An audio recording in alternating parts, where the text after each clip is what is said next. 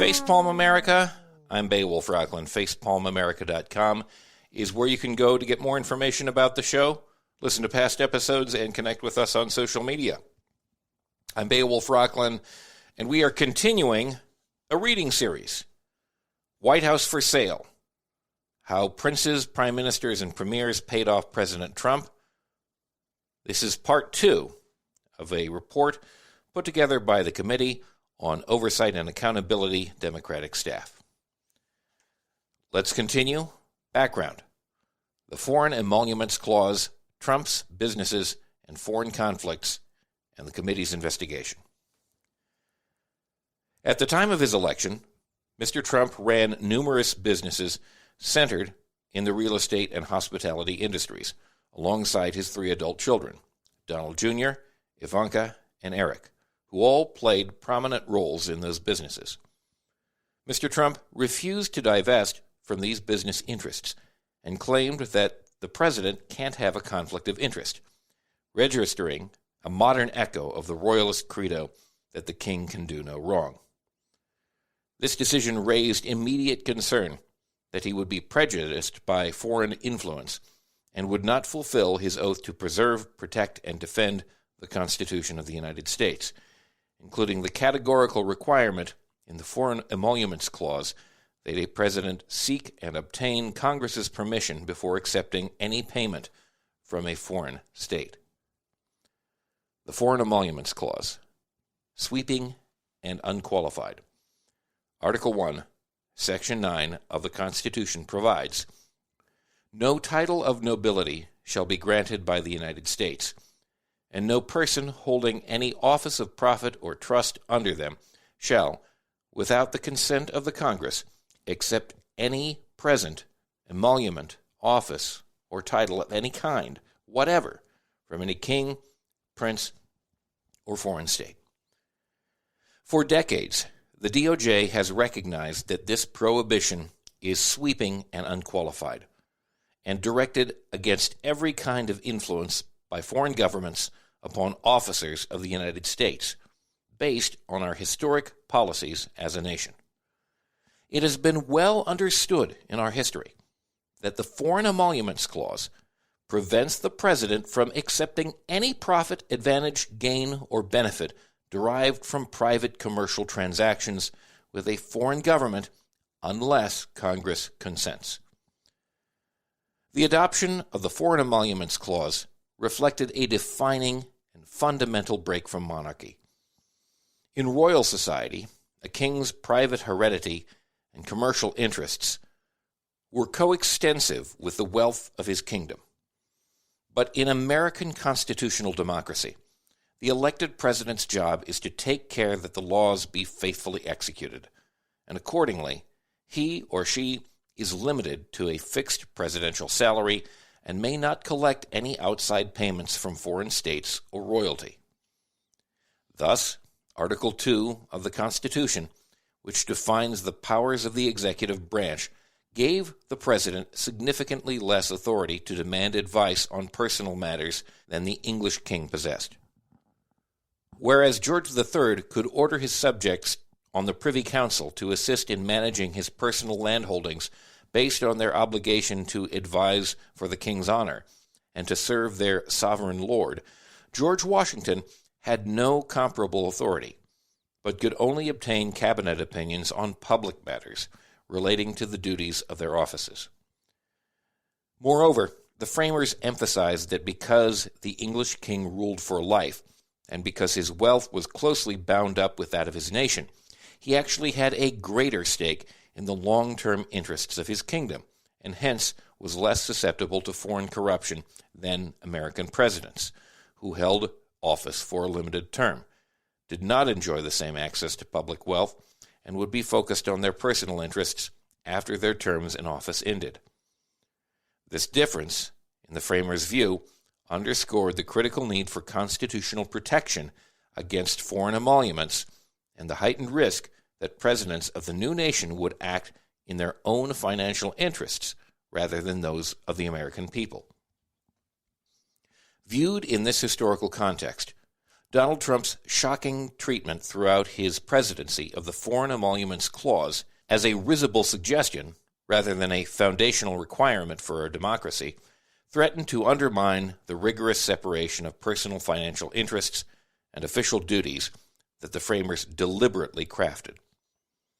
Through his pervasive violations of the clause, Trump, in effect, sought to govern as a get-rich-quick king, rather than an elected president acting in the exclusive fiduciary interest of the people. As one federal court has observed, the Foreign Emoluments Clause was unquestionably adopted against a background of profound concern on the part of the framers over possible foreign influence upon the president, and to be sure, upon other federal officials. At the end of the American Revolution, the founders feared that foreign government influence would corrupt the fledgling American political experiment. In testament to the prominence of this fear, and in rejection of the traditional gift-giving customs of 18th century European diplomacy, the Articles of Confederation, not known for their restrictive nature, prohibited the receipt of any present, emolument, office, or title of any kind whatever from any king, prince, or foreign state. A decade later, at the Constitutional Convention, the delegates were deeply concerned that foreign interests would try to use their wealth to tempt public servants and sway foreign policy decisions of the new government. For that reason, a similar anti-foreign corruption provision was added, without noted debate, to the Constitution. The Constitution's drafters provided a single exception to this categorical prohibition against foreign government emoluments for cases in which explicit congressional consent is granted to allow a president to retain them. The retention of the Foreign Emoluments Clause by the framers reflected their concern about the continuing risks of foreign corruption entangling high-ranking American officials. It is notably one of the few phrases to make the jump from the Articles of Confederation to the federal Constitution, and it did so despite being a difficult provision to follow. The carve-out allowing emoluments from foreign states only when Congress grants approval underscores both the breadth and purpose of the Foreign Emoluments Clause.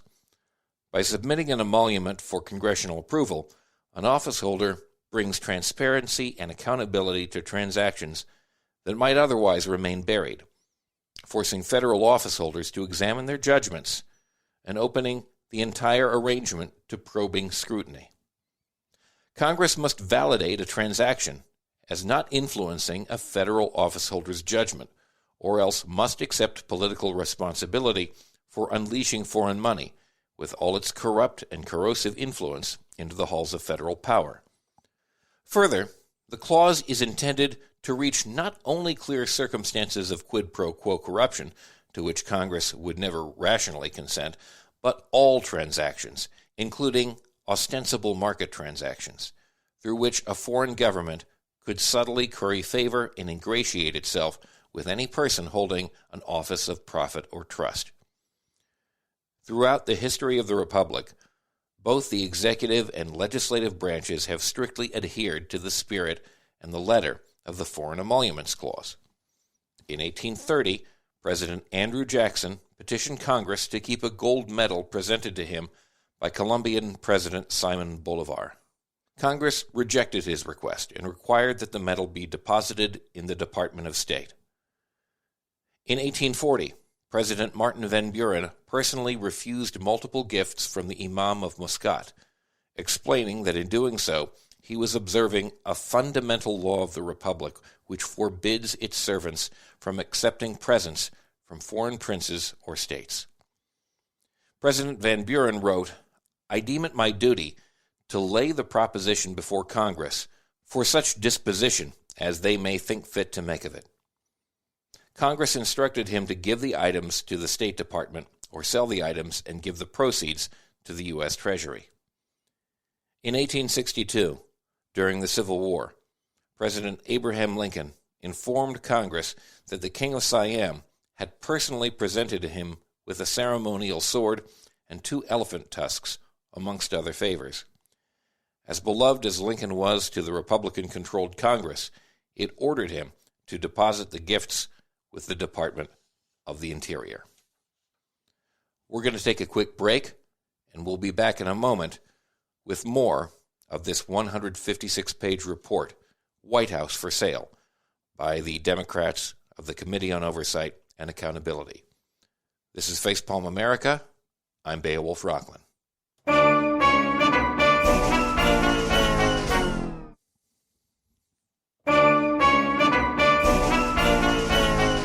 Facepalm America, I'm Beowulf Rockland.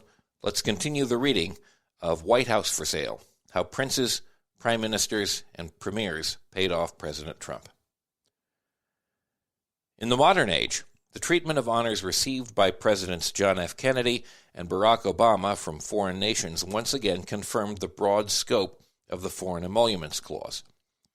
In 1963, the Irish government awarded President Kennedy honorary Irish citizenship, reiterating the conclusion that the Foreign Emoluments Clause was directed against every kind of influence by foreign governments upon officers of the United States based on our historic policies as a nation. The DOJ determined that acceptance would fall within the spirit, if not the letter, of the clause's prohibition. President Kennedy declined the honor.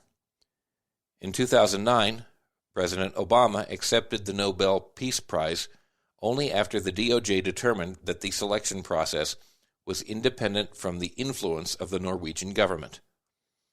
In reaching this conclusion, however, the DOJ Office of Legal Counsel, OLC, once again affirmed that the clause applies to the president because the president surely holds an office of profit or trust. President Obama promptly donated the $1.4 million Nobel Prize money to charity. In advisory opinions issued during the modern era, the DOJ has broadly defined emolument as reaching the benefits, gains, or advantages that flowed from transactional business relationships with foreign governments or entities, including private transactions. Moreover, federal district courts that addressed this issue in cases brought against then-President Trump have likewise concluded that the clause reaches profits arising from private or market transactions.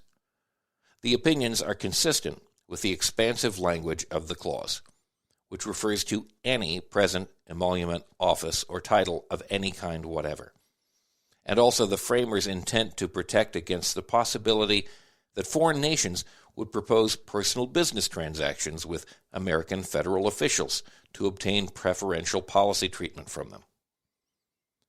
Former President Trump's shocking departure from these deeply established and long-observed principles caused significant public controversy during his administration. Although he never sought congressional permission to keep any of the millions of dollars he collected from foreign governments and foreign government-owned companies, the American public took notice of the rampant flow of funds to his businesses from these sources. The Attorneys General of the District of Columbia and Maryland, members of Congress, several public interest groups, and others brought or supported legal actions to try and stop these violations of the Foreign Emoluments Clause. Ultimately, the lawsuits were never decided on the merits because the courts dismissed them on threshold procedural grounds, including that the parties lacked legal standing to sue or that the litigation became moot after Donald Trump left office. As one of those courts concluded with respect to former President Trump, sole or substantial ownership of a business that receives hundreds of thousands of dollars or millions of dollars a year in revenue from one of its hotel properties where foreign and domestic governments are known to stay, often with the express purpose of cultivating the president's good graces, most definitely raises the potential for undue influence and would be well within the contemplation of the foreign and domestic emoluments clauses.